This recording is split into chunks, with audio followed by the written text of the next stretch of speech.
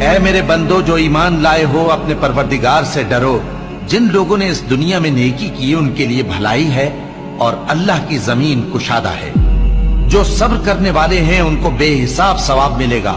کہہ دو کہ مجھ سے ارشاد ہوا ہے کہ اللہ کی عبادت کو خالص کر کے اس کی بندگی کروں، اور یہ بھی ارشاد ہوا ہے کہ سب سے پہلے میں فرما بردار بن جاؤں. کہہ دو کہ اگر میں اپنے پروردگار کا حکم نہ مانوں تو مجھے بڑے دن کے عذاب سے ڈر لگتا ہے.